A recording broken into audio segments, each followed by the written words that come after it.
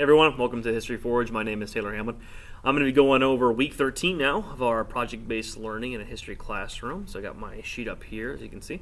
And yeah, just going to go over Monday through Friday. We had a full week that week, so it was pretty good. And I've been doing this now for a while, and some people have asked me, like, why do you have comments on the side? I write comments just for myself. I'm trying to develop these each week. I really would like to be able to go over these maybe during winter break and really try to figure out what I thought worked super well, what didn't. So don't be so distracted by the comments. I just need to continue to work through them. As you can see, there's quite a few. If I scroll up, there's probably even more. Yeah, every now and then I write more.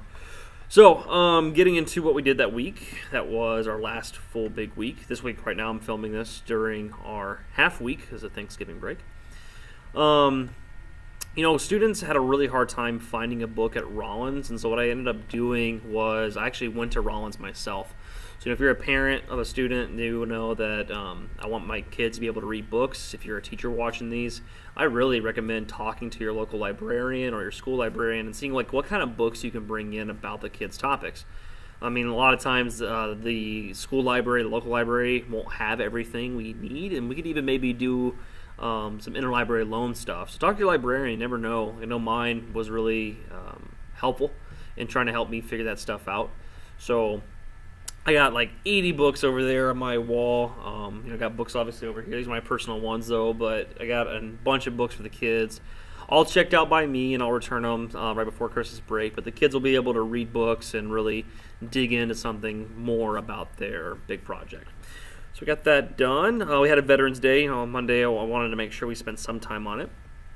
I focus on PTSD just because in a social studies classroom, I really think it's important we focus on, issues or I don't want to always make it negative. I just, things that were going on in our society that we need to talk about, things that we need to learn more about so we can progress them forward.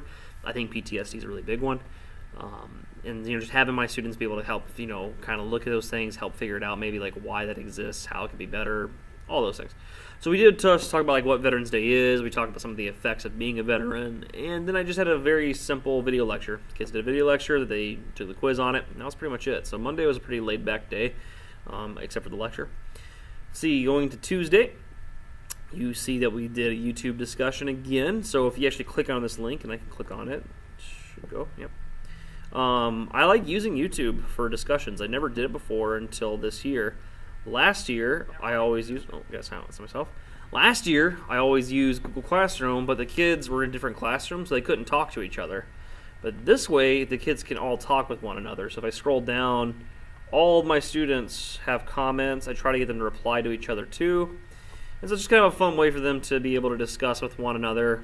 I think sometimes classroom discussions get out of hand, or they become very dominated by one or two people, whereas this, any student can say something. Everyone has a voice, and that's not to say classroom discussions should stop. We should still do them, but I think we should also do these things too, especially maybe before a big discussion in class. That way we're giving people more of a chance and more of a voice to talk. So we did that on one of my YouTube videos that kind of related to Veterans Day. Get out of that. And feel free, you have these links if you want to check out that discussion, feel free. We talk about source paragraph. I did not get time to do this, if I'm being honest. I had to move it to a different skill, so we focused on corroboration instead, so I'll need to delete this later. We focused on another completely different skill. I can't see if I have the sheets here with me. Yeah, I do. Haha. Oh, here we go.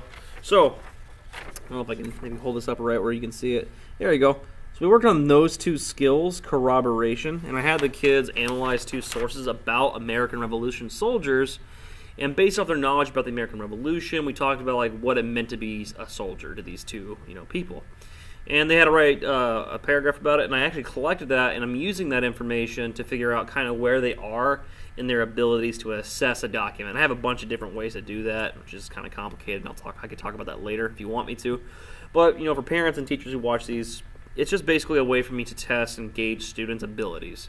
I'm a big believer in not testing their memorization and recall skill, overly do that. Like I still do, but that's like a fifth or a sixth of what I do. I also want to test their ability to compare and contrast, to infer, to source something, which basically means to prove it's a good source or not. These are all skills that I think are valuable in a social studies classroom and life, and I feel like those are the kind of things that we should be really pushing for instead. So that's what we did on Tuesday. And Wednesday, the announcement was due. I graded it already. The kids are going to be able to see it. Some of them have already seen it today, actually. I was able to hand it out, and it was good. The kids, it's a really clear way to show the kids that, hey, this is your level.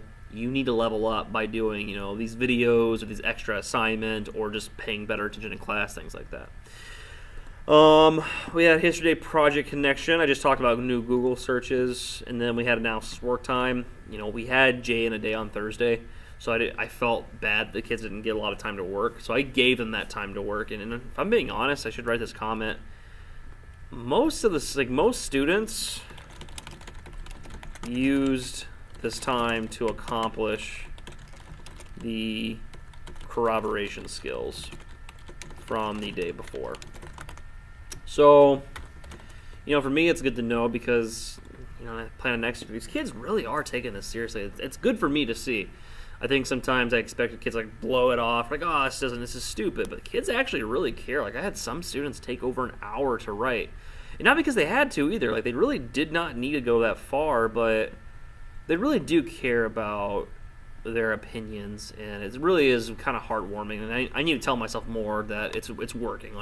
Kids really do like having the chance to do that, and I can't wait to share them with parents during teacher conferences and things like that. So moving on, Jay in a Day was on Thursday. Professionals from the community come in and talk to the kids. They talk about marketing themselves. They talk about how to apply for jobs. They talk about a lot of stuff that our school counselor does. In fact, a lot of it's just word for word what our school counselor does. So that happened all day. Kids got that and basically took over to the classrooms. And then Friday, we had a vocab test retakes, and the kids had to study their vocab and retake the test. And that's going to happen until the end of quarter. Students have to pass their vocab test before they move on to anything else, and so I keep on hammering that away with certain students. So that'll happen for them. Let's see. The third evaluation was due. Most students have turned it in. I still have a handful that are still floating out there.